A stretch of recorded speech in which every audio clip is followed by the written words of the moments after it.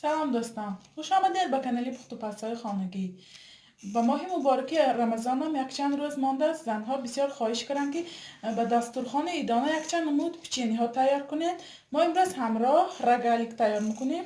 محصولات به ما لازم است 200 گرم آرد، 100 گرم مسله ما در حرارت خانه باشد، 3 گرم از رخلیت الاحمر، 10 گرم، 3 قسمش، یک قسمش آب، 15 قاشق آب. تا خمیر ما سخت شدن آبی خنک باشد، باید خنک.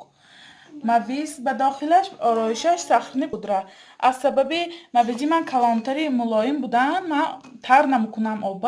این شما مایده تر باشد میتونید تا تیار شدن خمیرمان به آب ایلیق تر کنید.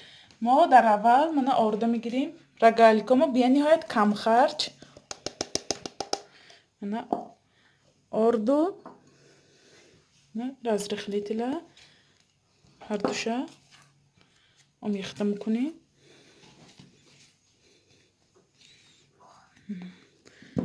من مسلامای همراه میکنیم.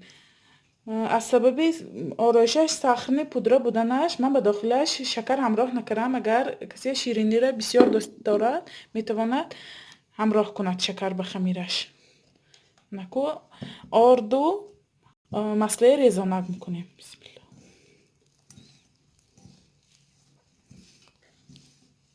چگونه میبینید روغنینی به نهایت نقص شد. ریزانکامو اکو کمی آبامایه کم کم همراه کرده خمیر تیار میکنیم تا سخت شدنش. آب همراه میکنیم. آب حتما به یخدان گذارید.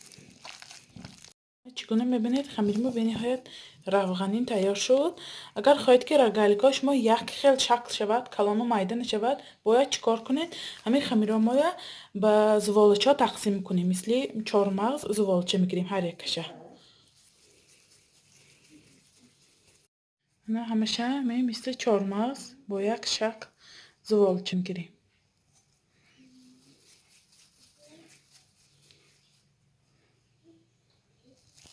من به زوالچا تقسیم کردم که با مدت 20 دقیقه به یخدان میگذاریم. بسیار زنها سوال کردن که برای چی به یخدان میمانید؟ برای آنکه خمیرش پیساچنی به نهایت بالازر میکند. برای همین من به یخدان میگذارم. من خمیری ما هم دم گرفت. اکنون همین زوالچای میکشاییم. تنوکره میکشاییم. همین طور شده. نه یک دانه دو دانه مویز میمانیم. میتوانید یگانچی نمانید. یگانچی نمانیده میشد. شرط نی. من میتونم پیچانده. نه همیشه خیلی قرن میکنیم. شما میتوانید همون خمیرامای به دو قسم تقسیم کرده مثل رگالیک جدا کنید، لیکن 10-15 دقیقه وقتتان اضافه میگیرد و همش یک خیل تیار میشد.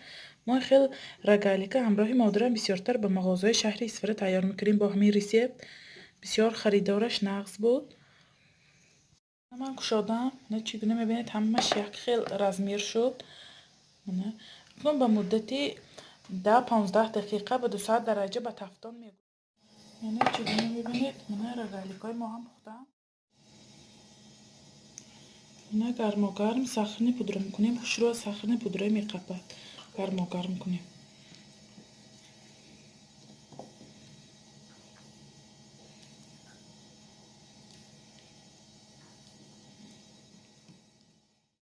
چگونه میبینید پیچینی ما به نهایت خوشرو تیار شد.